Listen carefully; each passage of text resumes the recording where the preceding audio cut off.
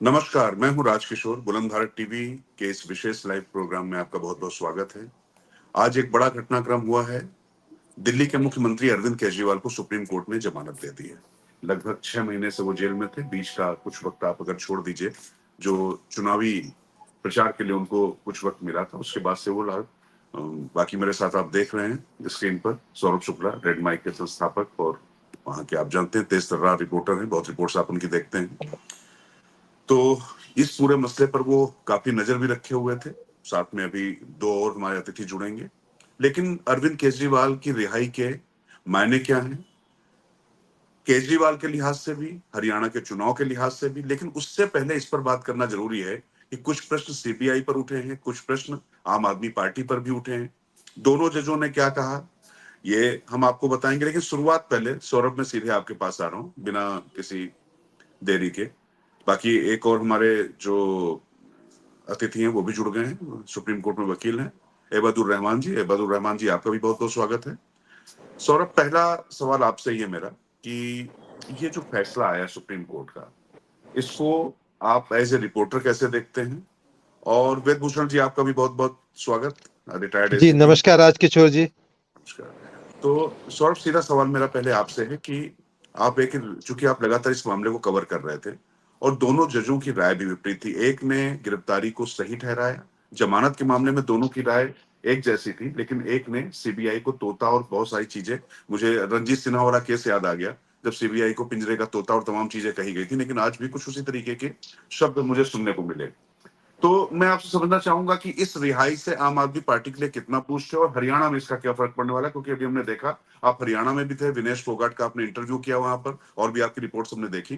तो आप इसको अपने एक रिपोर्टर के नजरिए से जरा इसको थोड़ा एक्सप्लेन करें हमारे दर्शकों को। देखिए देखिए सर, की सबसे बड़ी बात यह है कि हम लोग एक्सपेक्ट कर रहे थे, जो पत्रकार रिपोर्टर शुरुआत से इसको कवर कर रहे थे, हम एक्सपेक्ट कर रहे थे कि अरविंद केजरीवाल की बेल हो जाएगी। लेकिन थोड़ा सा संशय था, क्योंकि जो मनीष सिसोदिया को बेल मिली या के कविता को बेल मिली, वो जस्टिस गवाई की बेंच थी। यहाँ जस्टिस सूर्यकांत की बेंच थी, तो थोड़ा सा था कि क्या होगा क्या नहीं होगा, क्योंकि सुप्रीम कोर्ट खुद कह चुका है, चीफ जस्टिस कह चुके हैं कि हर केस को लेकर के हर सुप्रीम कोर्ट के जज का रवैया या उनका अप्रोच अलग हो सकता है। वो अपने विवेक पर फैसला लेते हैं। हो सकता है कि एक जज बेल दे रहा है, दूसरा जज ना दे उसी मामले पे। तो लगा था कि जस्टिस गवाई की बेंच नहीं है, क्या जस्टिस सूर्यकांत बेल देंगे नहीं देंगे। तो कल जब लिस्ट हुआ सुप्रीम कोर्ट में मामला, तो लगा 10:30 बजे जजमेंट आ जाएगा। लेकिन 7:30 बजे अपडेशन हुआ कि सुप्रीम कोर्ट जमानत पर भी फैसला देगा और अरविंद केजरीवाल की गिरफ्तारी लीगल है या इलीगल है, उसके तहत भी अपना फैसला देगा। और जैसा कि आपने कहा कि पहले जस्टिस सूर्यकांत ने अपना जजमेंट दिया, और बेल को लेकर के जैसे आपने कहा कि दोनों जज एक मत थे। बेल मिलनी थी, क्योंकि जो ईडी वाला मामला था वो पीएमएलए का केस है, केस था। जब उसमें जब बेल मिल गई, तो फिर सीबीआई के केस में बेल मिलनी लग रहा था कि थोड़ा सा मुश्किल नहीं होगा, आसानी से मिल जाएगी। लेकिन जस्टिस सूर्यकांत ने कहा कि भाई उनकी जो गिरफ्तारी है वो लीगल है, क्योंकि पूरे कोर्ट में अभिषेक मनु सिंघवी ने जब पिछली सुनवाई में अपनी दलीलें दी, और उन्होंने यही कहा कि ईडी वाले मामले के बाद सीबीआई ने जब अरविंद केजरीवाल को अरेस्ट किया, तो वो इंश्योरेंस अरेस्ट था। वो ये एक मंशा थी कि उन्हें जानबूझ करके जेल में रखा जाए, क्योंकि सीबीआई अरविंद केजरीवाल से पहले पूछताछ कर चुकी थी। लेकिन ईडी ने जब उनको गिरफ्तार किया, जब वो गिरफ्तार नहीं भी हुए थे, उसके बाद से सीबीआई ने कुछ नहीं कहा। लेकिन जब लगा कि ईडी वाले मामले में बेल होने वाली है, तो तुरंत सीबीआई ने अरेस्ट कर लिया। तो ये एक इंश्योरेंस अरेस्ट की तरह है। तो उसको इलीगल कह करके अभिषेक मनु सिंघवी ने पूरी अपनी दलीलें कोर्ट के सामने रखी थी। उसको लेकर जैसे सूर्यकांत ने, आपको पता है, उन्होंने कहा कि बिल्कुल वैधानिक तरीके से गिरफ्तारी की गई, कानूनी तरीके से गिरफ्तारी की गई, कोर्ट के आदेश को लेकर के गिरफ्तारी की गई। लेकिन जस्टिस सूर्यकांत ने इससे ज्यादा कुछ नहीं बोला। लेकिन जो जस्टिस भुइया ने कुछ बातें कही, वो कहीं ना कहीं सीबीआई के ऊपर फिर से एक बार सवाल खड़ा करना जैसा हो गया है। इसको लेकर के मैं और भी बताऊंगा। लेकिन कुछ बातें जो कोर्ट में कही, कोर्ट ने कहा कि सीबीआई को निष्पक्ष रूप से देखा जाना चाहिए और हर संभव प्रयास किया जाना चाहिए कि गिरफ्तारी किसी दमनकारी तरीके से ना हो। एक देश में धारणा मायने रखती है, और सीबीआई को यह धारणा दूर करनी चाहिए कि वो एक पिंजरे में बंद तोता है और उसे दिखना चाहिए कि वह एक स्वतंत्र तोता है। सीबीआई को सीजर की पत्नी की तरह होना चाहिए, संदेह से परे। तो ये कुछ बातें जस्टिस, और एक आखिरी इंपॉर्टेंट बात मैं बोल देता हूं, उन्होंने ये भी कहा कि जब केजरीवाल ईडी मामले पर जमानत में हैं तो उन्हें हिरासत में रखना न्याय का उपहास होगा। जी। उन्होंने ये भी कहा कि गिरफ्तारी की शक्ति का उपयोग बहुत सोच समझकर किया जाना चाहिए, कानून का उपयोग लक्षित उत्पीड़न के लिए नहीं किया जा सकता। ये जस्टिस भुइयां की टिप्पणी है। अब जो आपने शुरुआत में कहा था रंजीत सीबीआई के डायरेक्टर वाले मामले पर केज पैरेट तब कहा था, और उसके बाद जिस तरीके से 2G का मामला था, कोल का मामला था, एक तो होता है ट्रायल जो कोर्ट में होता है, लेकिन एक पॉलिटिकल ट्रायल होता है, मीडिया ट्रायल होता है। उन सब मामले पर तो सीबीआई केज पैरेट है। उसको इसी आम आदमी पार्टी ने, उस वक्त आम आदमी पार्टी नहीं बनी थी, बीजेपी के भी मतलब पार्टी के तौर पर अलग, लेकिन divided by politics United against Congress वाला मामला था। सबने उसको इस्तेमाल किया। इंडिया अगेंस्ट करप्शन होता था और जी जी अन्ना जी मूवमेंट चल रहा था। जी जी। तो बीजेपी, प्रधानमंत्री मोदी का भी उस समय का एक बयान है जो उन्होंने सीबीआई को लेकर के कहा। तो अब विपक्ष को मौका मिल गया है केस पैरेट। तो सीबीआई जो एक तोता है, उसको समय समय पर राजनीतिक दल अपनी सुविधा अनुसार अपनी राजनीति को देख के परख कर उस तोते का इस्तेमाल करते आए। तो इस बार शायद मौका आप और कांग्रेस का है। ठीक है, चलिए मैं एवदुर रहमान साहब आपके पास हूँ, लेकिन उससे पहले मैं वेद भूषण जी के पास इसलिए जाना चाहूंगा क्योंकि एक अधिकारी के तौर पर आप वकील भी हैं, अधिकारी भी हैं वेद भूषण जी। ये जो कोर्ट का जजमेंट आया, इसमें दो जजों की राय बिल्कुल भिन्न है, खास तौर से गिरफ्तारी को लेकर। आप कैसे इसको देखते हैं कि सीबीआई के लिए जो ये शब्द इस्तेमाल किया गया है, चूंकि आप तो बहुत कुछ आपने दिल्ली में देखा है, ये सारे आंदोलन भी आपके समय में हुए हैं, इंडिया अगेंस्ट करप्शन वाला भी आंदोलन आपके समय में हुआ है, और उसके बाद बहुत कुछ हुआ है, निर्भया कांड के समय में भी आप वहां पर थे, मुझे याद है। लेकिन ये जो फैसला सुप्रीम कोर्ट का आया, इसको आप ब्यूरोक्रेसी के लिए किस तरीके से देखते हैं? सरकार की बात जाने दीजिए। देखिए राजकिशोर जी, इस मसले से एक और कनेक्टेड मसला अभी हाल ही में है कि माननीय प्रधानमंत्री जी सीजीआई के घर पर गए थे गणेश पूजा के लिए। तो जिस तरह से सोशल मीडिया में तमाम नेशनल के बड़े चैनल पर ये डिस्कशन हुआ, सारे अखबार के अंदर चीज आई कि शायद कुछ गोलमाल है, कुछ ऐसा है। परंतु आज जो निर्णय आया है, ठीक है, उसके अंदर बहुत सारी डिफरेंसेस हैं, बहुत सारी अलग अलग तरह की बातें की गई हैं जिस पर हम लोग चर्चा कर रहे हैं। परंतु ये जो इशू जो आया, उसने ये जरूर क्लियर कर दिया कि जिस तरह से लोग एप्रीहेंशन कर रहे थे कि शायद जुडिशरी अंडर प्रेशर रहेगी, चूंकि प्राइम मिनिस्टर सीजेआई से मिले हैं, और आज जो दो जजेस के जो डिफरेंस ऑफ ओपिनियन है, और ये अच्छी बात है, एक डेमोक्रेसी के लिए, एक जुडिशियल सिस्टम के लिए डिफरेंस ऑफ ओपिनियन होना अच्छी बात है। परंतु एक संस्था के लिए, एक सीएम जैसे एक पद के लिए ये उपयुक्त नहीं है कि वो इन स्थितियों के अंदर भी अपने पद पर रहें। ये बड़ी शर्मनाक बेल है। मैं इसको बेल नहीं बोल रहा हूं, एक शर्मनाक बेल बोल रहा हूं, क्योंकि ये रेयर ऐसा हुआ है कि किसी इस पद पर बैठे हुए या इसके इक्विवेलेंट किसी ब्यूरोक्रेट को इस तरह से एक बेइज्जती करके बेल दी गई हो। ना तो सीएम अपने ऑफिस में जाएंगे, ना किसी फाइल पर वो साइन करेंगे, ना इस केस के बारे में कोई टिप्पणी करेंगे। तो अब चूंकि उनके पास इर्द गिर्द बहुत सारे बड़े बड़े वकील हैं, अभी उनको बहुत सारी बातें बताई जाएंगी, परंतु सवाल पैदा हुआ है और होना चाहिए, क्योंकि जो अब जुडिशियल सिस्टम के ऊपर भी कहीं ना कहीं लोग उंगली उठाने पे चूकते नहीं है, बिल्कुल खुलेआम बोलते हैं, इवन कंटेम्प्ट की भी परवाह नहीं करते हैं।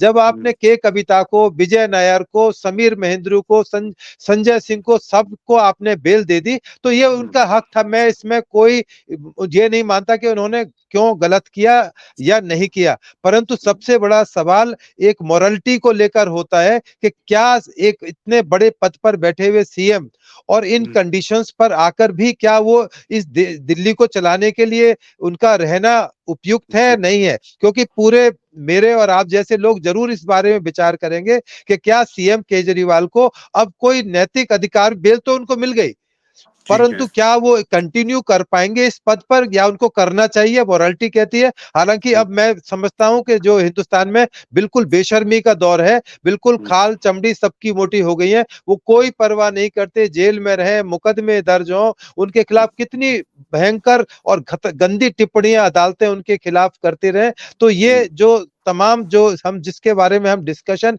कर रहे हैं, अब कोई मनीष सिसोदिया शहीद भगत सिंह से कंपेयर कर रहे हैं, किस तरह से लड्डू बांटे जा रहे हैं, खुशी मनाई जा रही है, बल्कि ये आत्मचिंतन का समय था। आम आदमी पार्टी हो चाहे और तमाम लोग हैं इस तरह से जो चीजों से लिप्त होते हैं, उनको आत्मचिंतन करना चाहिए कि क्या इस तरह की चीजें हम समाज के अंदर क्या मैसेज देना चाहते हैं। जो मैं रूरल बैकग्राउंड से गांव से आया हूं, मुझे पता है कि गांव से एक आदमी को थाने में बुला लिया जाता था पूछताछ के लिए, तो पूरे गांव में उसका सर शर्म से झुक जाता था कि मुझे आज थाने बुलाया। अरेस्ट तो बहुत बड़ी बात थी, यदि अरेस्ट हो गया तो समझ लो उसका एक गांव के अंदर या पूरे शहर के अंदर एक बहिष्कार नुमा होता था कि ये आदमी 2 दिन जेल लेके आया, 1 दिन जेल लेके आया। परंतु इतने बड़े पद पर और इतने सीरियस एलिगेशन, कोई देशभक्ति के लिए खिताब नहीं दिया गया उनको, क्या राष्ट्र की किसी बहुत बड़ी संस्था के लिए लड़ाई नहीं लड़ रहे थे, वो भ्रष्टाचार के में लिप्त थे और शराब जैसी चीज के लिए, जिसके लिए वो महात्मा गांधी की दुहाई देते थे, बड़े बड़े लोगों की दुहाई देते थे कि हम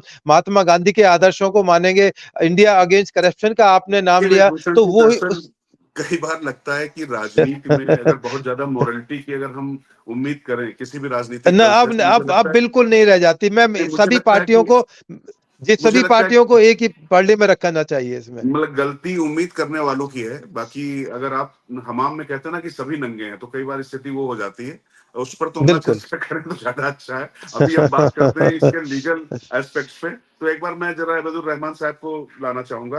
अब्दुल रहमान साहब, मैं आपसे समझना चाहता हूँ, 2 जज, दोनों जजों की अलग अलग राय। जस्टिस सूर्यकांत कहते हैं कि केजरीवाल को सीबीआई हिरासत में लिया जाना कानूनी तौर पर गलत नहीं था, लेकिन इस मामले में आरोपियों, गवाहों और दस्तावेजों की बड़ी संख्या है, मुकदमे में समय लगेगा, इसलिए उनकी रिहाई करना उचित होगा। लेकिन जो गिरफ्तारी की जो धारा है जो लगाई थी सीबीआई ने, 41 से 3 का उल्लंघन नहीं मानते हैं वो। वहीं जस्टिस उज्जवल भुइयां बहुत आक्रामक होते हैं।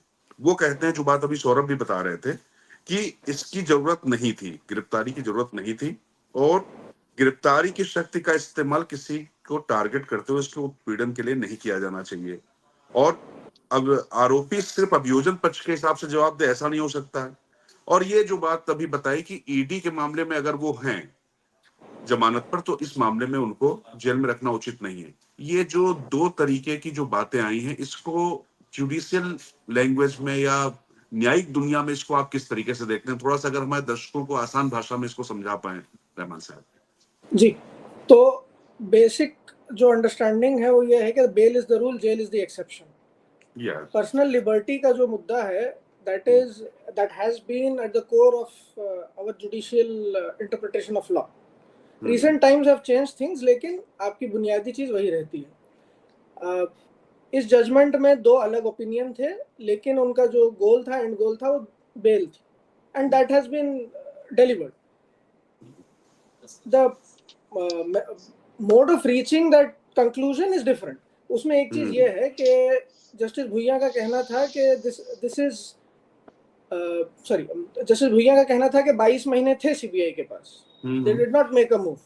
और यहाँ पे जब इनको बेल मिलती है, just to ensure that, in fact he has used the term judicial restraint, अगर आप देखें उस ऑर्डर में, तो he has shown कि उस मुद्दे को ना छेड़ते हुए इस केस का क्या इन्फ्लुएंस रहा है एज अ चीफ मिनिस्टर उनको अरेस्ट करने में, and in order to ensure that he remains behind bars. ठीक है, तो if you talk about the law, this is a very good judgment, although the interpretations of law and the means of reaching that conclusion are to each their own. अगर आप उसमें provisions भी देखें, those are bailable provisions, they have not been so stringent. और जहां तक personal liberty की बात है, और अगर आप प्रोसीजर देखें इसमें, तो there has been a lot that has been said in the past. High court में जो मामला हुआ था, हाई कोर्ट ने पहले नोटिस इशू की, and then he listen to, and then the high court listen to the other side. उसके बाद हाई कोर्ट रिजर्व करके यही बोलता है कि नहीं, हम नहीं सुनेंगे, आप वापस ट्रायल कोर्ट जाओ। उस पर भी मैं समझता हूँ जस्टिस उज्जवल भुइयां ने कमेंट किया था कि इतना लंबा आपको लेके जाने की जरूरत नहीं थी। When you are for personal liberty, you have to ensure that it is taken care of at the very first instance. आप पूरा मामला सुन के फिर ये नहीं बोल सकते नहीं अभी हमें लग रहा है कि ऐसा नहीं है। ठीक है सौरभ, मैं आपके पास आता हूँ। थोड़ा सा जो ये फैसला आया है अरविंद केजरीवाल के संदर्भ में, और मतलब पॉलिटिक्स की बात ना हो तो ये नहीं हो सकता। अरविंद केजरीवाल ना तो मुख्यमंत्री कार्यालय और ना ही सचिवालय जा सकेंगे। किसी भी सरकारी फाइल पर तब तक दस्तखत नहीं करेंगे जब तक ऐसा करना जरूरी ना हो। अपने ट्रायल को लेकर कोई सार्वजनिक बयान या टिप्पणी नहीं करेंगे। किसी भी गवाह से किसी तरीके की बातचीत नहीं करेंगे। इस केस से जुड़ी किसी भी आधिकारिक फाइल तक पहुंच नहीं रखेंगे। जरूरत पड़ने पर ट्रायल कोर्ट में पेश होंगे और जांच में सहयोग करेंगे। इसके बाद तो यही बाकी रह गया था कि मुख्यमंत्री पद से इस्तीफा भी दे दीजिए। मतलब कुल मिला के उनको तो मुझे एक कहानी याद आ रही है कि वो अकबर बीरबल की कहानी थी ना, तेनालीराम वाली सारी कहानी थी, कृष्णदेवरा वाली। बोले कि तोता जो मरा बताएगा उसको मृत्युदंड दे दूंगा। तो तेनालीराम ने जाके कह दिया कि भाई वो ना खाता है, ना जीता पीता है है, ना ना सांस कुत्ता लेता है, वो आकाश की तरफ देख रहा है। है। तो ये तो मुख्यमंत्री को पूरी तरीके से उन्होंने पंग कर दिया, फिर भी वो मुख्यमंत्री हैं। तो इस फैसले के बाद भले ही सीबीआई पर सवाल उठे हों, लेकिन मुख्यमंत्री के तौर पर जब आपके अधिकार पूरी तरीके से सीमित कर दिए गए हैं, आप जब कुछ करने की स्थिति में नहीं है, तो क्या आम आदमी पार्टी में कोई भी ऐसा नेता नहीं है जो उनका एक संवाहक बन सके, उनका उत्तराधिकारी बन सके? इतनी भी मोरालिटी का ये इशू कहीं पर नहीं आएगा इस दौरान?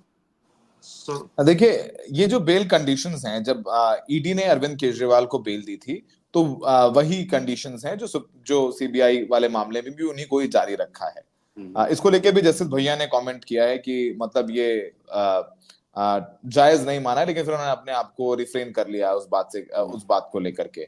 अब देखिए, इसके दो पहलू हैं। पहली बात तो है कि दिल्ली में मुख्यमंत्री वैसे भी साइन कर ले ना कर ले, बॉस तो एलजी हैं। सुप्रीम कोर्ट के आदेश के बाद वो जो अध्यादेश आया, उसके बाद ट्रांसफर पोस्टिंग और जिस तरीके से एक साइमल्टेनियस तौर पर, चाहे वो एमसीडी के कमिश्नर हो, चाहे वो दिल्ली के सरकार के या एमसीडी के तमाम अधिकारी हैं, वो सब एलजी को ही रिपोर्ट करते हैं। और जिस तरीके से एलजी अभी लगातार दौरे करते हैं, तो वो एक प्रैक्टिकल चीज है। दूसरी बात है नैतिकता, जिसको लेकर के आपने बात की।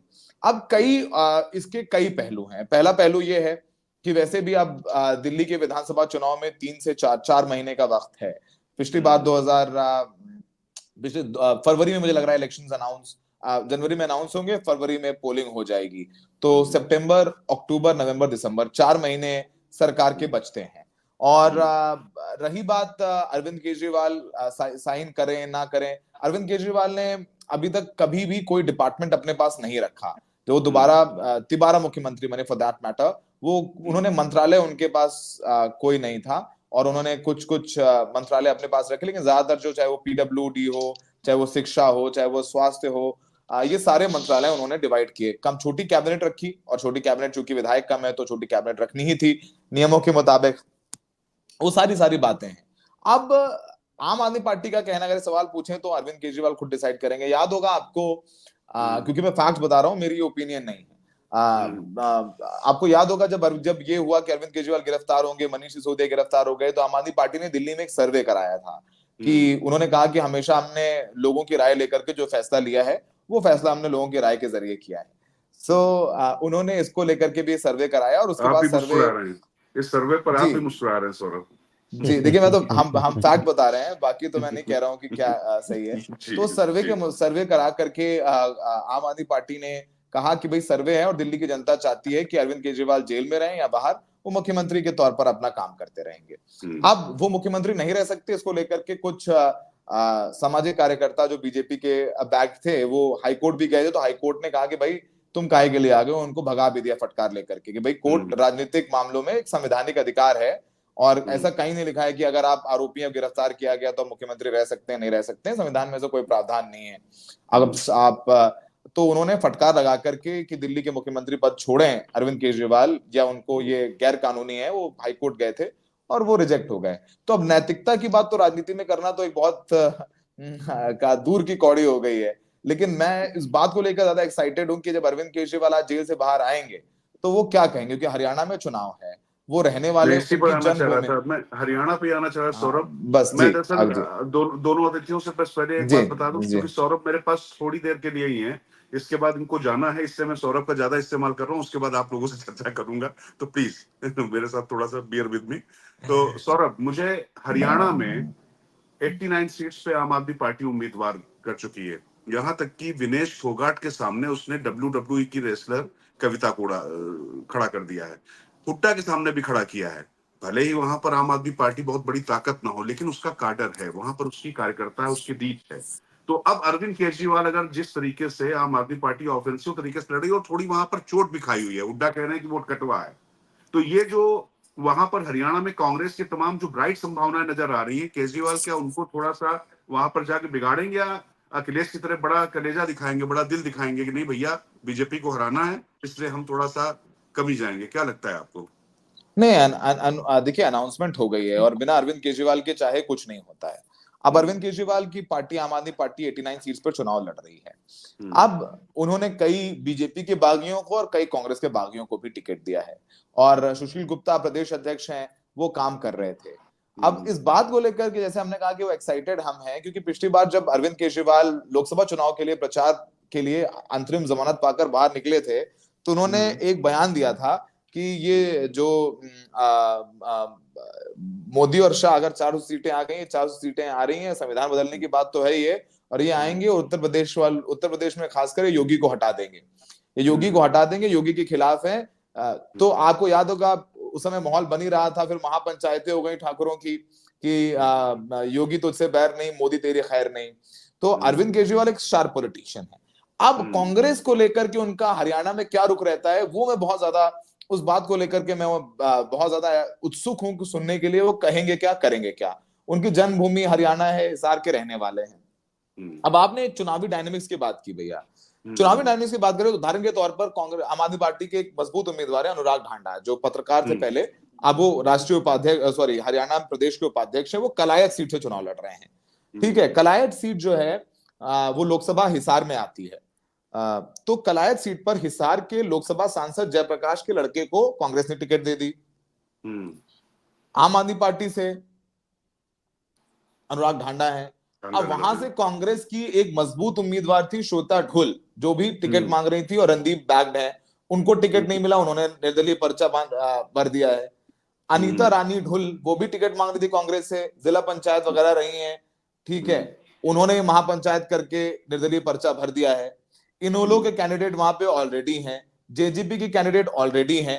तो अब एक सीट का उदाहरण दिया, तो हरियाणा में तो ऐसी खिचड़ी है ना इस बार कि मतलब, और हमेशा निर्दलियों का बोल बाला रहा है। आपको पता है पिछली बार 7 सीटें जीती थी निर्दलियों ने, तो बहुत दिलचस्प होगा। तो मैं आज जो परसेंटेज अच्छा मिलता रहा वहां पर निर्दलियों को, कई बार 6 बजे के करीब बाहर निकलेंगे, एक छोटा सा रोड शो है उनका, तो वो पहला बयान उनका क्या होगा, और चुनाव का सीजन है, अब उनको प्रचार तो करना होगा, चाहते हुए ना चाहते हुए वो क्या कहेंगे। क्योंकि मुझे जितना पता है, आखिरी लाइन है कि राहुल गांधी चाहते थे कि अलायंस हो जाए और स्टेट यूनिट नहीं चाहती थी, और उन्होंने, आप जानते हैं, आप हुड्डा साहब को बहुत करीब से कवर करते आए हैं भैया, आप जानते हैं अच्छे तरीके से, हुड्डा साहब ने अपनी पूरी चलाई है। 90 में से 74 टिकट उनके मन के हैं, और जहां पर उनको नहीं मिले वहां पर कुछ लोगों को, इंडिपेंडेंट कैंडिडेट को भी उन्होंने बैक कर दिया, जैसे चित्रा को अंबाला से, ललित नागर को तिगांव से उन्होंने भर दिया, इनको टिकट नहीं मिला। तो हुड्डा साहब की पॉलिटिक्स आप जानते हैं। तो राहुल गांधी चाहते थे कि अलायंस हो, दरअसल वो और हुड्डा साहब नहीं चाहते। परंपरागत पॉलिटिक्स रही है ना कि छत्रपों के सहारे चीजों को छोड़ देना। आज की तारीख में हुड्डा छत्रप हैं और उन्होंने पूरी तरीके से आला कमान को झुकाया। इंडिया गठबंधन का जो कॉन्सेप्ट था वो हरियाणा में जाके फेल होता दिखाई पड़ा हुड्डा की इसी जिद की वजह से। बिल्कुल बिल्कुल। और हुड्डा साहब ने, मतलब मैं चूंकि बहुत करीब से इस इलेक्शन को कवर कर रहा हूँ, स्टेक होल्डर से मिलता हूँ, तो सारी टिकटें हुड्डा साहब के हिसाब से हैं। मैंने 2 एग्जांपल दे दिए, जिनको टिकट नहीं मिला उन सबने इंडिपेंडेंट भर दिया। ललित नागर आप जानते हैं तिगांव सीट से वो एमएलए रहे हैं, एक बार उन्होंने कृष्णपाल पूजा से सिर्फ 500 वोटों से आ रहे थे, वो इंडिपेंडेंट लड़ रहे हैं। चित्रा अंबाला पिछले बार निर्दलीय लड़ी थी और अनिल विज को पानी पिला दिया था, उनको टिकट नहीं मिला, वहां शैलजा की करीबी को मिला, तो वहां इंडिपेंडेंट लड़ रहे हैं। तो मुझे लगता है कि शायद राहुल गांधी पर तो निशाना ना साधे केजरीवाल, लेकिन हुड्डा को लेकर के ये अपना उनका जो कैंपेन है वो हो सकता है कि वो हरियाणा सेंट्रिक या हरियाणा की लीडरशिप सेंट्रिक रखें, बट यू नेवर नो कि what's there in their mind. पर चुनाव तो लड़ना चाहिए उनको, लड़ेंगे ही वो पूरा ताकत लगा करके। दरअसल मुझे लगता है सौरभ की अरविंद केजरीवाल जिस तरीके से पंजाब में सरकार चला रहे हैं, हरियाणा उनके लिए एक, उनकी चूंकि जन्मभूमि है तो उसके साथ एक इमोशनल रिश्ता भी है। और जिस तरीके से हुड्डा ने चिढ़ा दिया है उनको, जिस तरीके से अपना नामांकन करते हुए वहां पर कह दिया कि वो वोट कटवा हैं, ये एक चीज ऐसी गई है कि जो उनका कार्डर बनता हुआ तैयार हो रहा था, निश्चित तौर पे उनके बीच में मैसेज आएगा। सौरभ, आपने हमारे लिए वक्त निकाला, बहुत बहुत धन्यवाद। मुझे मालूम है कि आपको अभी केजरीवाल का जो अभी रोड शो है उसको कवर करने के लिए भी जाना है। तो मैं अभी आपसे भी इजाजत, मतलब आपका धन्यवाद करते हुए आपको से रुखसती लेता हूँ और बाकी अपने 2 अतिथियों के साथ इस बहस को कंटिन्यू करता हूँ। बहुत बहुत धन्यवाद सौरभ। वेद भूषण जी, मैं आपके पास आऊंगा। पॉलिटिक्स हो गई, आपने सुन ही लिया हरियाणा की। पॉलिटिक्स कुल मिला के अरविंद केजरीवाल को पॉलिटिक्स करनी आती है। अभी सौरभ भी ये बात कर रहे थे कैसे उन्होंने एक बयान से पूरे यूपी में हलचल मचा दी और उसका बहुत बड़ा इम्पैक्ट था। लेकिन अगर केजरीवाल वहां पर जाते हैं तो ये जो कोर्ट ने उनपे तमाम बाइंडिंग्स लगाई हैं, उनके मुख्यमंत्री बनने पर लगाई हैं, ना कि इस पर लगाई हैं कि वो चुनाव प्रचार न कर सके। चुनाव प्रचार तो वो खुलकर करेंगे। तो अरविंद केजरीवाल को चूंकि आपने एक एक्टिविस्ट से लेके पॉलिटिशियन तक देखा है, हमने तो सिर्फ रिपोर्ट कवर की है, आपने तो उनको मतलब पहले हर तरीके से कवर किया है। तो क्या लगता है आपको क्या होने वाला है वेद भूषण जी? देखिए, कवर ही नहीं किया मैंने। इन तमाम जितने भी दिल्ली के काउंसलर एमएलए हैं, मैं लगभग 3.5 साल पार्लियामेंट स्ट्रीट एसी पे रहा हूं, इन सबको जी। कई बार डिटेन किया है। मतलब बातचीत नहीं की, डिटेन किया है, थानों में रोक के रखा है, पार्लियामेंट थाने के अंदर। अब जहां तक सवाल है इनके मिजाज का, इनकी काम करने के अंदाज का, जिस तरह से एक ये तमाम चीजें करने के बाद, जो आंदोलन करने के बाद जो इनकी फितरत जो बनी थी, वो फितरत अभी भी उसी तरह कंटिन्यू है। अभी जो इनके ऊपर जो बंदिशें सुप्रीम कोर्ट ने लगाई हैं, तो मैं आपको एक बताऊं कि इन्होंने कभी जिम्मेदारी कभी नहीं ली। ठीक है, वो मुखिया जरूर है, इसलिए फंस भी गए। इसीलिए फंसे क्योंकि सुप्रीम कोर्ट ने कहा कि 100 करोड़ रुपए ये आपने लिए तो आपके पास आते दिखाई दे रहे हैं, ये गए कहाँ? आपने गोवा के इलेक्शन में खर्च किए, कहाँ खर्च किया बताइए, आपकी जेब में तो आ गए। वो बता नहीं पाए, इसलिए वो फंस गए थे इस मामले में। नहीं तो अदरवाइज यदि आप ध्यान से देखें, उन्होंने कभी अपने ऊपर जिम्मेदारी नहीं ली, कोई मंत्रालय नहीं लिया, कोई इंपॉर्टेंट फाइल्स पर उन्होंने कभी कोई डिसीजन नहीं लिया। और मैं आपको बड़ा ताज्जुब होगा, वो 3-3 4-4 महीने में अपने ऑफिस में जाते रहे। अब तो चलो, अब तो उनको बाइंडिंग हो गई है। आप कभी उनका वहां पर एक लॉग बुक होती है, वहां की लॉग बुक मंगा के देखें, क्योंकि उनके साथ पुलिस वाले, सिक्योरिटी वाले 24/7 रहते हैं। उनकी लॉग बुक यदि आप खंगालें, ये भी एक बहुत बड़ा विषय है कि वो कितनी बार अपने ऑफिस में गए। नॉर्मल केस में वो 3-3 4-4 महीने में अपने ऑफिस में गए हैं, अदरवाइज वो ऑफिस ही नहीं जाते। जो कुछ भी है अपने शीश महल से, जो भी अपना उनका एक बहुत भव्य आलीशान बंगला है, वहां से दिल्ली की सल्तनत को चलाते हैं। वो उनका व्यवहार बिल्कुल एक राजा की तरह है, तो इसलिए उन पर जो विदेश जाने पर बंदिशें लगाई गई हैं, टिप्पणी नहीं कर सकते। दिल्ली जी के असली राजा तो लेफ्टिनेंट गवर्नर है। अरविंद केजरीवाल जी तो बेचारे जो है वहां पर जो कुछ कर भी नहीं पा रहे हैं। तो असली राजा तो चक्रवर्ती सम्राट तो यहाँ के हाँ बिल्कुल। एलजी अब साहब हो गए। सुप्रीम कोर्ट ने भी उनको बहुत बड़ी ताकत दी थी, दिल्ली के लेफ्टिनेंट गवर्नर को। वो चलो एक अलग दिशा में हम लोग चले जाएंगे। अभी जो रहमान साहब बात कर रहे थे, सुप्रीम कोर्ट के ऊपर जो बात चल रही थी, उसमें मेरा अपना मानना यह है, क्योंकि 83,000 से ऊपर केसेस सुप्रीम कोर्ट में पेंडिंग पड़े। नीचे की कोर्टों का तो सोच लें कि क्या बुरी हालत होगी कि हम सोच भी नहीं सकते केसेस की। अब 40 साल बाद टाइटलर को जाकर चार्ज लगाया, अब जाकर वो आईओ भी सर रहेंगे नहीं रहेंगे, टाइटलर साहब भी पूरा ट्रायल फेस कर पाएंगे नहीं कर पाएंगे, क्योंकि एज का कंसिडरेशन है। कोई 200-400 साल तो हम लोग जी नहीं सकते। तो जो सुप्रीम कोर्ट का ये डिसीजन है, ये बहुत सारी फ्लड लेकर आएगा। बहुत सारी पिटीशंस आप देखेंगे आने वाले टाइम में आएंगे कि जब आप एक सीएम को इस तरह से रिलीफ दे सकते हैं। अब आप लोअर कोर्ट में जा नहीं रहे हैं, सेशन कोर्ट में नहीं जा रहे हैं, हाई कोर्ट में नहीं जा रहे हैं, फैशन बन गया है सीधा सुप्रीम कोर्ट में आने का, क्योंकि सबके पास रसूख है और पैसा है। अब इतना बड़े बड़े बैटरी ऑफ लॉयर्स आप खड़े करते हैं अपने डिफेंस के लिए, जिनका एक बहुत बड़ा दबदबा है लीगल फील्ड के अंदर। आम आदमी तो सुप्रीम कोर्ट पहुंच नहीं सकता राजकिशोर जी। मुझे यदि सुप्रीम कोर्ट जाना है तो मेरी जेब में 10 लाख रुपए कम से कम अभी चाहिए सुप्रीम कोर्ट के गेट के अंदर घुसने के लिए। रहमान साहब बता सकेंगे बेहतर तरीके से।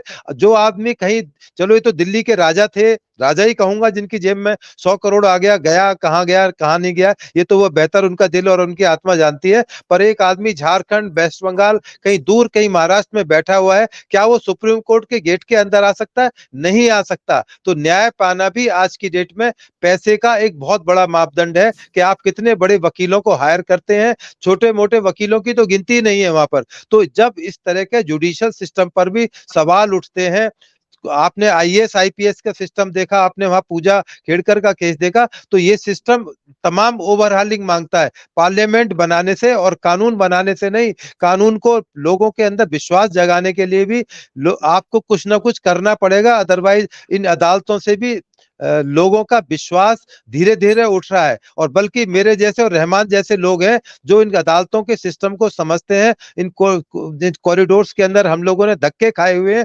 परेशानियां भुगती हुई हैं, परंतु जो सिस्टम डेवलप हो रहा है धीरे धीरे, वो लगता है कि एक इलीट वर्ग के लिए, एक अलग क्लास के लिए ये अदालतें हैं, एक आम आदमी, गरीब आदमी की इन तक पहुंच नहीं हो सकती। ठीक है, सुप्रीम कोर्ट ने उनको एक रिलीफ दे दिया है, परंतु साथ के साथ एक करारा, मैं जूता ही बोलूंगा, उनको जूता मारा है। एक सीएम के ऊपर इतनी तरह की बंदिश है, उसके बावजूद भी सीएम यदि कंटिन्यू करते हैं तो ये दिल्ली का दुर्भाग्य है, देश का दुर्भाग्य है। आपने देखा कि झारखंड में उनको बेल मिल गई, उन्होंने पहले जेल गए तो रिजाइन करा, फिर वापस कुर्सी पर आकर बैठ गए। चलो एक सभ्य तरीका हो सकता है, परंतु ये बेशर्मी की हद होगी यदि शाम को आने के बाद भी वो कंटिन्यू करते हैं। तो देखना है कि शाम को क्या उनका निर्णय, उनके पैर किस तरफ जाते हैं। ये बहुत बड़ी दिशा दिल्ली की और देश की तय करेगा। एक मापदंड तय होगा कि जब सीएम ये काम कर सकते हैं, शराब घोटाले के अंदर 100 करोड़ ले सकते हैं, तो मैंने यदि 200 करोड़ रुपए ले भी लिए तो कौन सा गलत काम कर दिया। तो जहां तक मॉरलिटी की बात है, हमारे जो हिंदू धर्म के या इस देश की जो मान्यता रही है, यदि उसके हिसाब से हम तमाम चीजों को देखें तो ये बिल्कुल एक निगेटिविटी क्रिएट कर रहा है समाज के अंदर। एक आम आदमी के अंदर एक गलत मैसेज जा रहा है कि समर्थ को ना दोष गोसाई। तो ये समर्थ लोग हैं, इनको कुछ भी बुरा नहीं है, भ्रष्टाचार करें, गलत एक्टिविटीज के अंदर इन्वॉल्व हो। जी ठीक है भूषण जी, अच्छी बात यह है कि देश संविधान से चलता है, और संविधान में जो अभी आपने शुरुआत में ही बात कही थी कि किस तरीके से भले ही प्रधानमंत्री नरेंद्र मोदी चले जाते हों चीफ जस्टिस ऑफ इंडिया के घर पे किसी पूजा में, किसी निजी कार्यक्रम में, लेकिन जो फैसले आते हैं यहाँ पर वो निश्चित तौर पर इंडिविजुअल तरीके से आते हैं। और अभी सौरभ भी जो बात कर रहे थे कि उसकी व्याख्याएं अलग अलग हो सकती हैं। बाकी अबदुल रहमान साहब, मैं आपके पास आऊंगा। ये जो बात वेद भूषण जी ने कही, ये बात तमाम लोग उठाते हैं, तमाम लोग करते हैं कि एक जो प्रेसिडेंट सेट हुआ है कि ना हमें निचली अदालत जाना है, ना हाई कोर्ट जाना है, हम सीधे सुप्रीम कोर्ट जाएंगे। आप अगर सक्षम हैं तो आपके लिए न्यायिक व्यवस्थाएं भी खुली हुई हैं। अरविंद केजरीवाल का जो ये केस है, क्या उसी दिशा में एक लैंडमार्क केस होने जा रहा है कि समर्थ को नहीं, दोष कुछ नहीं, जो बातें कह रहे थे कि मतलब अगर आप सक्षम है, सामर्थ्यवान है, तो आप सुप्रीम कोर्ट से जाकर न्याय ले सकते हैं, लेकिन बाकी जो लोग हैं, आम लोग, उनके लिए बहुत ज्यादा दिक्कत होने जा रही है। रहमान साहब देखिए, केजरीवाल डायरेक्ट सुप्रीम कोर्ट नहीं आए थे, ठीक है। न्याय जो है वो हर अदालत में मिलता है, मुल्क की हर अदालत न्याय ही देती है। ऐसा नहीं है कि सिर्फ सुप्रीम कोर्ट में ही आपको इंसाफ मिल रहा है, ठीक है। जहां तक प्रोसीजर की बात है, he went to the high court, the high court rejected his bail and that is when he came to the supreme court, ठीक। तो जहां तक प्रोसीजर की बात है, ऐसा ये भी नहीं है कि जरूरी है आप ट्रायल कोर्ट जाएं। He had come to the high court rather, अब वो डायरेक्ट सुप्रीम कोर्ट भी आ सकते थे। और ये पहला केस नहीं होगा कि मतलब पहला केस तो नहीं है, लेकिन ऐसे पहले केसेस हो चुके हैं कि एक रात में बेल की लिस्टिंग हुई है और अगले दिन वो मामला सुना गया है। तो this is not a president set in that manner. However, जहां तक प्रोसीजर की बात है, प्रोसीजर फॉलो हुआ है। Courts are not influenced by public opinion, they are not supposed to be influenced by public opinion. The public, you have every right to be unhappy about a judgment. You have every right to criticize it. The court can deliver whatever is as per law. ठीक है। और जहां तक बात है personal liberty और इंसाफ की, तो तरीके अलग हो सकते हैं, लेकिन at the end of the day अगर आपको इंसाफ मिल रहा है, to an extent procedure can be ignored, but इस मामले में वैसा नहीं था। There are under trials across the country. The Supreme Court, or for that matter, there are district legal services authorities across the country. If one is unable to fund their lawyer, they can approach them. System है, इन चीजों को लेके existing एक system है। वो system की जो सवाल उठाया वेद भूषण जी ने, मैं उसी पर थोड़ा सा आना चाहता हूँ कि अगर आपकी जेब में पैसा नहीं है तो इंसाफ के लिए आपको दर दर ठोकरें खानी पड़ेगी, क्योंकि सुप्रीम कोर्ट में आने के लिए जिस तरीके की आपकी डीप पॉकेट होनी चाहिए, बिग पॉकेट होनी चाहिए, वो तो अपने आप में एक बड़ा मुद्दा है ना रहमान साहब, नहीं लगता? सर, सुप्रीम कोर्ट की भी अपनी लीगल सर्विसेज अथॉरिटी है, If you are unable to fight your case there, you can apply for legal support. And the Supreme Court in some cases appoints amicus to assist with your matter. ठीक है, if it finds due cause. जहां तक बात रही, मैं एक बात पे आऊंगा। विभूषण जी ने कहा था कि केजरीवाल जो है यहाँ की सल्तनत चला रहे हैं। अगर आप वर्ल्ड पॉलिटिक्स से वाकिफ हैं, there is a joke about the prime minister of Pakistan where he is considered to be the mayor of Islamabad. Similarly supreme court का जो जजमेंट आया है, that has rendered Kejriwal and along with the stringent अगर आप comfortable हो अबदुल रहमान साहब, तो चूंकि हम हिंदी में डिस्कशन कर रहे हैं, अगर थोड़ा हिंदी ज्यादा बोल पाए। मेरी क्या है कि कोर्ट में एक आदत हो गई है। चलिए मैं मैं समझ सकता हूँ, सुप्रीम कोर्ट में। जी प्लीज। तो जहां तक बात रही वो कि अगर आप सुप्रीम कोर्ट का जो एनसीटी का जजमेंट है वो देख, एनसीटीडी पे जो जजमेंट आया है उसने इफेक्टिव कंट्रोल सारा एलजी के हाथ में दे दिया है। तो Kejriwal for whatever position he has been elected, जो उनका इलेक्शन हुआ है एज अ चीफ मिनिस्टर, वो फिलहाल कोई मायने, एक हद तक मायने नहीं रखता। कंट्रोल आपके पास एलजी, कंट्रोल लीगली अभी एलजी के पास। तो खैर वो तो बस एक बात पॉइंट करनी थी। बाकी जहां तक लीगैलिटी की बात है, the court has stated its opinion, the court has given its directives and everything there has, मतलब जो मादरत में फिर इंग्लिश में मैं समझ सकता हूं, मैं वापस आता हूं। कोर्ट के फ्लो में आप रहते हैं, कोई दिक्कत नहीं, लेकिन बेहतर होगा थोड़ा हम हिंदी में गुफ्तगू कर लें थोड़ा सा ज्यादा। तो जो जहां तक लीगैलिटी की बात है, द जजमेंट हैज बीन, जो जजमेंट है वो पूरा as per provisions of procedure of law है। और ऐसा कहीं नहीं, हालांकि उस पर आप देखिए कमेंट भी हुआ है कि इस मामले को कैसा वो एक बड़ी कॉन्स्पिरेसी का हिस्सा है और उसको कैसा कोर्ट ने ऑब्जेक्टिवली एनालाइज किया है। अगर इस ऑब्जेक्टिविटी को हटा दिया जाए, मैं नहीं समझता हूं कि कोर्ट्स फिर उस हद तक काम कर सकेंगे जिसकी रिक्वायरमेंट हमारे मुल्क को। ठीक है, जो कुल मिला के वेद भूषण जी, आपने सुना है बदुर रहमान साहब को, वो कह रहे हैं कि कानून सबके लिए समान है और अगर इस मामले में भी किसी चीज की अनदेखी नहीं हुई है, हालांकि व्यवहारिक पक्ष थोड़ा सा इससे थोड़ा सा जो है उलट जाता है, हम लोग भी कवरेज करने के लिए जाते हैं, लेकिन ये सच है कि ठीक है, कई बार कहते हैं कि देर से न्याय मतलब वो जो है अन्याय ही हो जाता है, लेकिन जल्दी अगर न्याय पाना है तो उसके लिए डीप पॉकेट होनी चाहिए, वो अलग विषय है। लेकिन मैं जो आपसे समझना चाहता हूँ, एलजी को असीमित अधिकार के बाद दिल्ली के मुख्यमंत्री के पास वैसे अधिकार बहुत कम हो गए थे, तमाम योजनाओं को लेकर, तमाम नियुक्तियों को लेकर। अब जब कोर्ट ने भी उनको रोक दिया है, अगले कुछ दिनों में चुनाव है, तो अरविंद केजरीवाल के पास एक चुनावी मुद्दा बड़ा अच्छा होगा। पहले एलजी की वजह से मैं काम नहीं कर पाया, कोई कुछ तो काम है, कुछ तो दायित्व है जो उनको करने होते हैं, और अब कोर्ट ने चूंकि मुझे यहां जाने से रोक दिया, मुझे ये करने से रोक दिया, इस वजह से मैं आपको नहीं रोक पाया।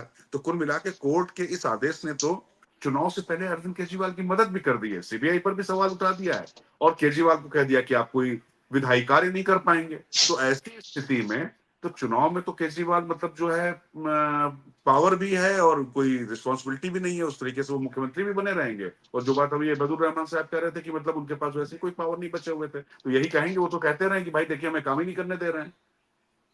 देखिए राजकिशोर, जो मेरी अंडरस्टैंडिंग है दिल्ली के बारे में, मेरा अपनी सोच ये है कि यदि इलेक्शन जिस तरह से अभी हुए हैं और पहले आगे भी होंगे 2025 में, उसमें संभावना है कि केजरीवाल रिपीट कर जाएंगे, क्योंकि जो उनकी अब छवि बन गई है और या बनाई जाएगी, वो बिल्कुल एक निरीह आदमी जिसको चारों तरफ से घेरा जा रहा है, उधर पीएम कोड़े मार रहे हैं, उधर एलजी साहब चाबुक लेके खड़े हुए हैं, तो वो दोबारा जीत जाएंगे, मुझे इसमें कोई शक नहीं है इसके अंदर। परंतु ये दुर्भाग्य भी है साथ में कि जिसके ऊपर इतनी सख्त टिप्पणियां हैं, सीरियस एलिगेशन है, परंतु अब चूंकि आवा का आवा ही खराब है, हमारा सिस्टम ही इस तरह से पहुंच गया है। और जहां तक सुप्रीम कोर्ट और न्याय की व्यवस्था की बात है, मेरा बिल्कुल इसमें मानना है कि ठीक है, रहमान साहब ने कह दिया कि आम आदमी को मिल जाता है। यदि आप इस तमाम केजरीवाल को लेकर ही जितनी पिटीशंस फाइल हुई हैं, एक पिटीशन फाइल हुई, दूसरे दिन दूसरी हाई कोर्ट में आ गई, तीसरे दिन सुप्रीम कोर्ट में। क्या नॉर्मल केस में एक आम आदमी, ये कहते हैं हम बिल्कुल गरीब आदमी है, ठीक है, 70 करोड़ के मकान में रहते हैं, बड़ी बड़ी गाड़ियों में चलते हैं, क्लेम उनके और थे, परंतु क्या एक आम आदमी इतनी जल्दी जल्दी पिटीशन लेकर और इतनी जल्दी न्याय लेकर आ सकता है? तो इसलिए ये सवाल बहुत बड़े खड़े कर गया है। ठीक है, दोबारा वो सीएम बन जाएंगे या और बड़े पद को हासिल कर लेंगे, परंतु कहीं ना कहीं एक आम आदमी या जो जागरूक आदमी है, थोड़ा बहुत भी कानून को, प्रक्रिया को, सिस्टम को समझता है, उसके दिल में कहीं ना कहीं पेन है कि ये जो सिस्टम हिंदुस्तान में धीरे धीरे एक एलीट क्लास, एक वर्ग डेवलप हो रहा है, चाहे राजनीति के अंदर है, चाहे ब्यूरोक्रेट्स के अंदर है, ब्यूरोक्रेसी के अंदर। हाल ये है कि यदि आपको अपने डीएम और अपने एसडीएम से मिलना हो राजकिशोर जी, और मुझे भी मिलना हो, तो मुझे पसीने आ जाएंगे। न्याय और जो प्रशासन से उम्मीद रखना वो धीरे धीरे मुश्किल होता जा रहा है, बहुत दूर चले जा रहे हैं उससे। ये बड़े दुख की बात है, सोचने की बात है। अब इसके बारे में क्या सरकार सोच पाएंगी? क्या अदालतें, जो बड़े बड़े कोठी बंगलों के अंदर रहते हैं, क्योंकि वहां एक कोलेजियम सिस्टम है, 250-300 आदमियों का परिवार ही वहां पर रूल करता है, हमारे जितनी जजमेंट है। अब रहमान साहब कितने भी इंटेलिजेंट है, कितने इंटेलेक्चुअल हो, यदि इनके पीछे बैकअप नहीं है, कोलेजियम में फिट नहीं बैठ पाते, तो सारी जिंदगी सुप्रीम कोर्ट में ये जा नहीं पाएंगे। तो इसलिए ये सवाल पैदा हो रहे हैं, बिल्कुल पैदा होना चाहिए। जुडिशरी पर भी सवाल पैदा करने चाहिए, और जो सिस्टम है, जो आईएएस आईपीएस और जो ब्यूरोक्रेट्स का सिस्टम है, उसके ऊपर भी अब सवाल उठने शुरू हो गए। बड़ी दिक्कत है जी। यहाँ पर। दरअसल अरविंद केजरीवाल को जब जमानत नहीं मिल पा रही थी, तब ये कहा जा रहा था, या इस लिकर घोटाले से तमाम लोगों को जब जमानत नहीं मिल पा रही थी, तो कहा जा रहा था कि सरकार का दबाव है, ईडी और सीबीआई इस तरीके से नहीं करने दे रही। जुडिशरी पर उस समय भी तमाम सवाल उठ रहे थे कि भाई ऐसा कौन सा काम कर दिया, दिल्ली के मुख्यमंत्री हैं, दिल्ली के उप मुख्यमंत्री हैं, वहां के मंत्री हैं, ये लोग कहाँ देश छोड़कर चले जा रहे हैं, सबकी अपनी जिम्मेदारी है। तो एक बार सवाल उठ रहा था। आज जब जमानत मिल गई है, तो उसके बाद फिर दूसरे तरीके से सवाल उठ रहे हैं।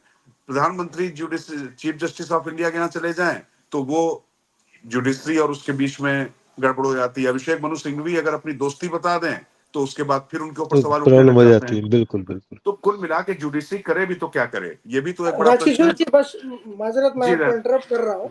जी रहमान बस ये है कि सवाल होने चाहिए, सवाल हर बात पे होने चाहिए, होना चाहिए, that is the essence of our democracy. बहुत बिल जरूरी है, बहुत जरूरी है। झारखंड का एग्जांपल दिया था, मैं वापस इसीलिए आ रहा हूँ कि वो क्या नाम है, सोरेन साहब वहां रिजाइन किए and then he came back. The law does not mandate a resignation. हम एग्री करते हैं इस बात से रहमान साहब, मैं भी एग्री करता हूँ, पर एक अपना मापदंड की बात होती है। एलिगेशंस अगर आप पे लगते हैं, they have to be proved in a court of law, and no one is guilty unless proven to be. अगर कोर्ट कहता है कि आप पे जो आरोप लगे हैं वो सच है, ठीक है, आप पे क्या नाम है, आपको बोल सकते हैं। लेकिन अगर अभी एलिगेशन है, अभी कुछ प्रूफ हुआ नहीं है, आप एक आदमी को गिल्टी ठहरा रहे हैं। मीडिया ट्रायल की कोई कमी नहीं है हमारे मुल्क में, हर मुद्दा मीडिया ट्रायल बन जाता है।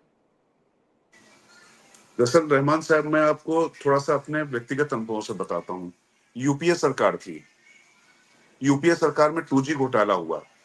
उसमें आपको याद है कि राजा अंदर थे, कनिमोरी भी अंदर गई, तमाम लोग अंदर गए, सबके इस्तीफे हुए। इसके अलावा और तो और जाने दीजिए, पवन बंसल वहां पर संसदीय कार्य मंत्री होते थे, उनके भी इस्तीफे हुए। यहाँ तक सर वो मोरालिटी है, वो इंसान की मोरालिटी है। It is not a compulsion under law. ठीक है, कंपल्सन नहीं, लेकिन ये एक नई किस्म की एक चीज खड़ी हो गई। अब वही तो मैं कह रहा हूँ कि एक बार जब हवाला कांड में डिप्टी प्राइम मिनिस्टर हुआ करते थे लाल कृष्ण आडवाणी, उनका नाम आया जैन हवाला कांड में, तो उन्होंने भी ट्रेन क्रैश पे लालू प्रसाद यादव रेजिग्नेशन, लालू प्रसाद यादव की भी बात हुई थी। तो और लालू वो प्रसाद इंसान की मोरालिटी है। राजकिशोर जी, यदि एक सिपाही legal and what is legal cannot is not necessarily moral. वो सारी बात ठीक है रहमान साहब, मेरा सवाल ये है कि इस देश के अंदर लाखों पुलिस वाले, सिविल सर्वेंट, आईएएस आईपीएस, उनके खिलाफ एलिगेशन लगते हैं। यदि कानून उन पे भी लागू हो जाए, तो उनको आप अगले दिन सस्पेंड करते हैं कि जब जजमेंट के बाद आप आइएगा तब आपकी बात सुनी जाएगी। तो यदि मॉरलिटी की बात की जाए, तो इनको भी नौकरी में चलते रहने देना चाहिए। किसी पर कोई आईएएस अफसर करप्शन में पकड़ा गया है, उसके घर से 100 करोड़ मिल गए, तो उसको भी तनख्वाह नहीं रुकती, सस्पेंशन पे उनका घर चलता है। भाई सस्पेंशन पे तो इनको भी तो तनख्वाह कुछ ना कुछ गवर्नमेंट यहाँ 70-80 पर करोड़ के मकान में रह रहे हैं, तो थोड़ा बहुत उनको या तो उनको भी रिलीफ मिले। अब मॉरलिटी की, अब इनके लिए मॉरलिटी है, उनके लिए मॉरलिटी नहीं है, है ना? ये दो मापदंड हो गए ना। when one is a bureaucrat, yes, नेताओं के लिए अलग मापदंड और ब्यूरोक्रेट्स के लिए अलग, या नौकरी जो मैं पकड़ 5 रुपए की रिश्वत पकड़ा जा रहा है उसके लिए अलग मापदंड है, वहां का उसके लिए प्रोसीजर मॉरलिटी अलग है, नहीं। वहां का प्रोसीजर अलग है। ये पर एलीट इसका क्लास है, बेसिस तो है ना। यही तो मैं कह रहा हूँ, ये क्लास ही अलग है, ये आप इनके लिए अलग होना डिपार्टमेंटल चाहिए। इंक्वायरी और लीगल, आप डिपार्टमेंटल इंक्वायरी और एक इलेक्टेड रिप्रेजेंटेटिव की इक्वालिटी तो नहीं ला सकते ना। वहां पे मेरिट ठीक पे है, ये सिलेक्शन दुर्भाग्य। होता है, यहाँ पे पब्लिक ओपिनियन पे सिलेक्शन होता है। आप जाके वोट डालते हैं इनके लिए। आपका जो डीएम बैठता है, he is on the basis of merit. To an extent बिल्कुल, जब आप बोल सकते हैं तभी कि वो मेरिट यहाँ बड़ा प्रश्न ये उठता है, मैं दोनों लोगों से एक बड़ा प्रश्न ये उठता है, जो कि एक बहस थोड़ा सा विषयांतर हुआ, लेकिन उस पर मैं एक टिप्पणी जरूर करना चाहूंगा और दोनों लोग की राय भी जानना चाहूंगा कि एक ब्यूरोक्रेट, मान लीजिए वेदभूषण जी एसीपी हैं, उन पर कोई आरोप लगता है तो वो सस्पेंड हो जाएंगे, उनको तनख्वाह मिलती रहेगी, लेकिन वो जनता से जुड़ा हुआ, अपने विभाग से जुड़ा हुआ कोई फैसला नहीं ले पाएंगे। लेकिन एक मुख्यमंत्री, एक मंत्री जिस पर लाखों करोड़ों रुपए, लाखों करोड़ों लोगों का भविष्य उसके एक फैसले पर टिका हुआ है, लेकिन उस पर यह चीज लागू नहीं होती है, ये कैसे न्याय सम्मत हो सकता है रहमान साहब? देखिए, इसमें फिर आपको लीगल उसका देखना चाहिए ना। There has to be legislation for it. It may be immoral in your opinion. आपका और मेरा उसमें एक कंसेंसस हो सकता है कि ये गलत है, लेकिन क्या वो इलीगल है? जी, चलिए खैर, अब मुझे लगता है कि अब इसको यहीं विराम देना चाहिए, क्योंकि आगे हम लोग थोड़ा बढ़ेंगे, लेकिन अच्छी डिबेट हुई हम लोग की। और अभी शाम को जब मुलाकात होगी, मेरे ख्याल से अगर आप लोग के पास समय होगा, तो जो अरविंद केजरीवाल रिहाई हो जाएगी और उसके बाद जब जी वो जी जा रहे होंगे तो क्या कहते हैं, तो उस पर फिर हम चर्चा करेंगे। लेकिन कम से कम इस विषय के बहाने तमाम ऐसे विषय थे, तमाम ऐसे झरोखे थे जिनमें हमने झांकने की कोशिश की। तो वेदभूषण जी आपका और एबदुर रहमान साहब आपका बहुत बहुत धन्यवाद, और देखते रहिए बुलंदशहर टीवी, ताकत आपकी।